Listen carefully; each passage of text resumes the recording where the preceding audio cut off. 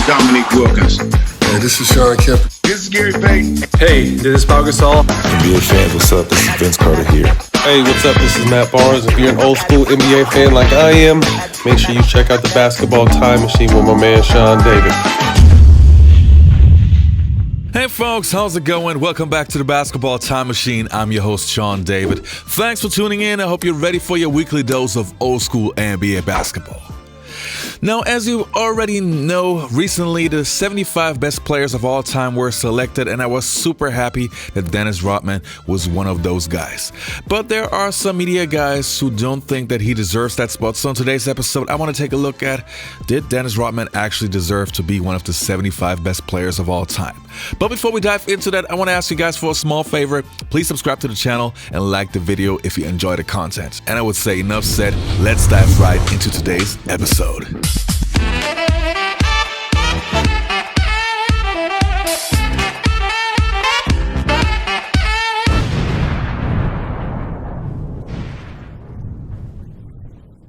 If we critique them by what we do today, did they win much? There are guys on that list that didn't win much, especially as the number one guys.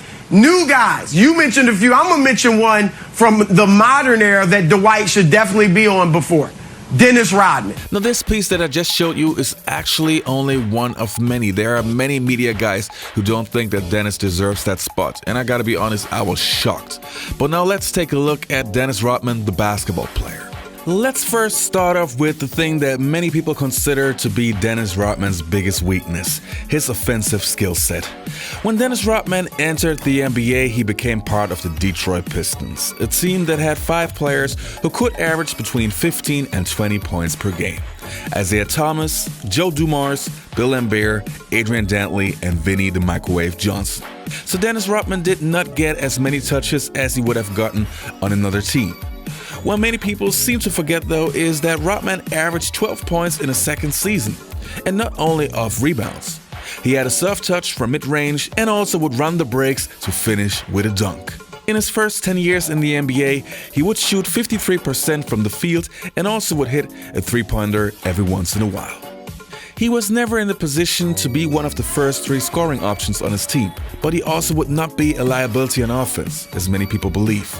Again, another thing that many fans seem to forget is that Rodman had games where he scored more than 25 points, and even had one game where he had 34 points and 23 rebounds. So he was definitely capable to score, but that just was not his primary job. Tonight on TNT, Game 5. A tumble out to meet Rodman, who hit another one. That was a 2-point basket, and Dennis Rodman coming up with offense. Now, while we're talking about offense, another thing that often gets overlooked was Dennis Rodman's passing skills. Here we have to go a little bit deeper and more into detail. When you look at Dennis's assists per game, you would think that he was not a good passer, but this is actually very far from the truth. Dennis had very good court vision, but his passes were not the assist itself, but more the pass that leads to the assist. May it be a long outlet pass to start the break, or in other cases, it would be finding the open man in the triangle offense. Especially in his Chicago Bulls days, you could really see that Dennis was a good passer. He had an exceptional eye for the backdoor cuts, better than any other player on his team, and that says a lot while having Michael Jordan and Scottie Pippen on his team. So I just wanted to make clear that this is a quality that you should not overlook. Looking to trap Rodman to Longley. Nicely Got to play here because they go with a small team, and Mike. back door from Rodman. Down low, Rodman gets it out. Scottie, quick jump shot. Rolls. 3 different Heat players have scored, and we're tied at 7.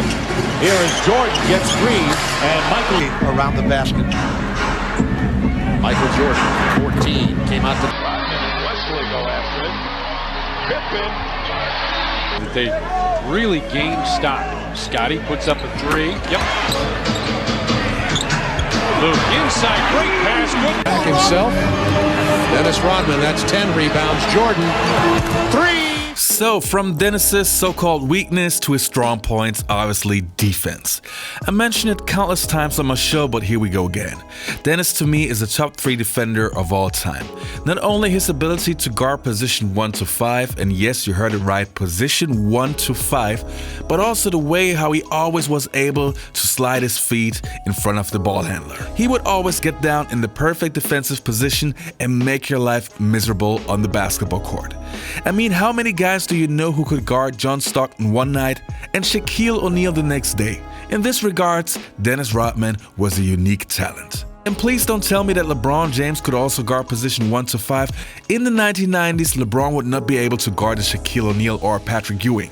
Different times, and therefore not comparable. If the 1980s and 1990s weren't so blessed with so many incredible defenders, I am sure Dennis Rodman would have won way more Defensive Player of the Year awards. Still, Rodman was twice the Defensive Player of the Year. The Knicks series had become a celebration of piston intensity. And appropriately, it would also provide the forum for honoring the player who most embodies this spirit. Masterlock Defensive Player of the Year, Dennis Rodman.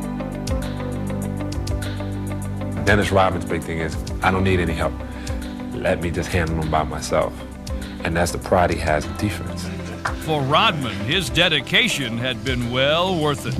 I'd like to thank... Set yourself out to accomplish a goal, and all of a sudden you achieve it, no matter what it is, I promised myself I wouldn't break down if I were to avoid, but it hit me, and it was a great feeling for me. I wanted this one so bad. So another thing that we obviously have to take a look at is his rebounding. Dennis had 5 seasons where he averaged more than 15 rebounds per game. Even had seasons where he averaged 18 rebounds per game. Those were incredible numbers. And just to compare him with Dwight Howard averaged 14.5 rebounds in his best season. And Dennis was only 6'7". Some people even saying that he was only 6'6". To me, he's the best rebounder of all time. Now, as I already mentioned earlier, Dennis Rodman had qualities that you won't find on your stat sheet, but they were just as important. Dennis's ability to get into the head of his opponent. He could take guys literally out of their game and help his team to win. Then another thing, Dennis was always able to get the crowd involved. But to me personally, my favorite one was Dennis's ability to hustle after every loose ball. I mean, how many star players do you really know that hustle after a loose ball? Most of the times we're talking about your scrappy bench players that fight for every minute possible in order to get some recognition. But star players, no. Dennis Rodman and Larry Bird are the exception to me. Would like to be able to rest all their stars in the 4th quarter. Rodman diving for the rebound. What an effort that was.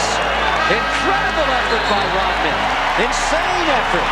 Boy, that crowd going to give him a standing O. Say what you want about this guy, Jim, but how many guys would lay out like this for a rebound? And watch where he goes. His hands go right to the camera when he hits the floor. Watch this. Now let's take a look at Dennis Rodman's accolades. Obviously, he's in the Hall of Fame and he was a 2-time NBA All-Star, which doesn't sound like much because it isn't, but because of his bad boy image, coaches were hesitant to nominate him to be an NBA All-Star. He was a 7-time rebound champ, a 5-time NBA champ, a 2-time All-NBA player. He was 8 times on the All-Defensive team and a 2-time Defensive Player of the Year. Rodman's dedication and selfless team play were exactly what the once rival Chicago Bulls were looking for as they reloaded for their second three-peat run in the late 1990s. He definitely was a piece that we were needing at that time. Someone that could come in and bring some toughness, a good defender as well as a great rebounder. He brought all those tools to our team. Rodman with the offensive rebound that ties an NBA Finals record. He really put us at a point where we were dominant. Chicago is world champions once more. As you evaluate the series, I don't know who got the MVP or not, but Dennis Rodman won them 2 basketball games. Dennis Rodman was the reason they were successful. Although Rodman's personality earned him as much or more attention than his play, his priorities were never in doubt. Dennis was flamboyant off the court, but he was all business on the basketball court. polar opposites. He was everything you wanted on the court at the time. Dennis Rodman, if you forget all about the hair and all the tattoos, watch him play basketball. He can do some real good things on the floor. He's a very talented young man. So did Dennis Rodman deserve to be a top 75 NBA player of all time? Yes, of course he does. He's not only one of the best defenders of all time and one of the best rebounders of all time, the total package was just insane. And I'm so happy that he got the spot. He and Dominique Wilkins, I was really hoping for those two guys to make the list, and I'm very happy that it actually worked. Alright you guys, that was it for today's episode. Hope you enjoyed the content. Don't forget to leave a like and subscribe to the channel if you haven't done it. And if you want to support this channel in a different way, please check out my fan merch. I got some new t-shirts coming out. You will find the link underneath the video. And see you next time on the Basketball Time Machine.